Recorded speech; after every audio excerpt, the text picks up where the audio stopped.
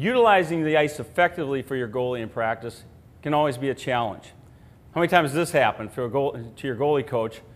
Basically, one coach takes one end, another coach takes the other end, and they tell the goalie coach, well, take so-and-so to center ice and give them the neutral zone. Sometimes you have the entire neutral zone. Sometimes you have 10 by 10 feet of neutral zone. So basically, when you're planning practice, if you get together with your goalie coach, he knows ahead of time basically what's going to be happening. He can plan for that. And what you're going to see here in the utilization of the ice is Tom is going to have the goalies in the neutral zone, and at times he's going to have the full red line, and other times he doesn't have that much room. But you really have to keep that in mind. So Tom, I'd like you to just talk about how you utilize the neutral zone. Well, we're going to do 4 things in the video. And the first one was just from the boards over to the circle, we just did a simple toe forward shuffle. Some coaches call it push-pull, push-pull. Toes are facing forward.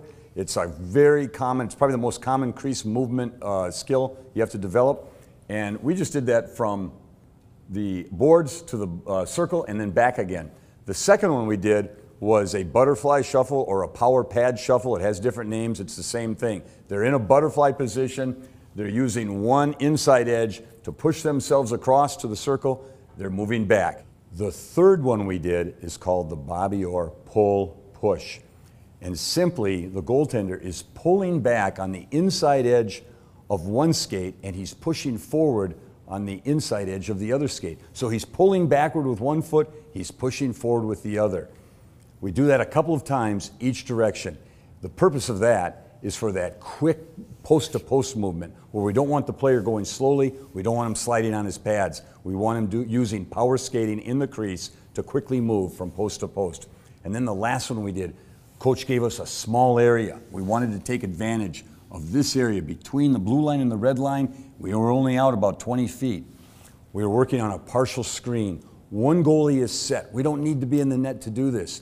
The other goalie is simply skating in front of him. A partial screen happens more in hockey than a goalie having to face somebody who's set.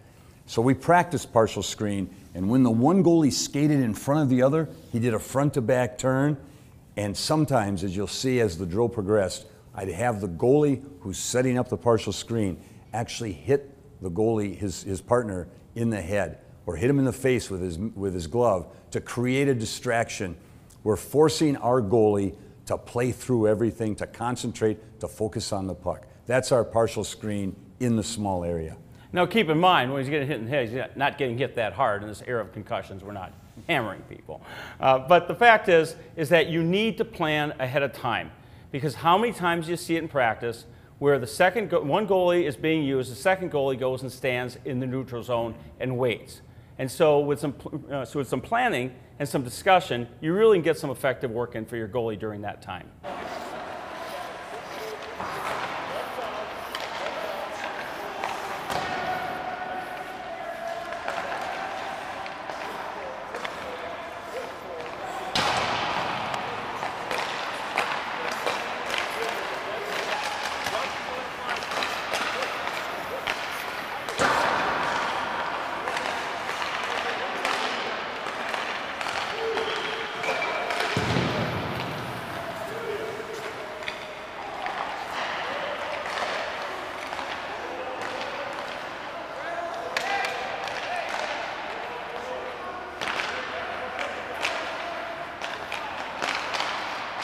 Again, last demonstration you had like the entire red line. Sometimes you just have a 10 by 10 sheet of ice to work on. Here, just working on some screen work. Again, often goalie coaches get stuck in the neutral zone, with no net. Both nets are in both ends. What do you do? What do you do with the other goalies? All right, so it's just an opportunity. Again, you don't need a lot of space. You don't need a lot of space at all to do this. And of course, very popular drill. I mean, a lot of goalie coaches use it.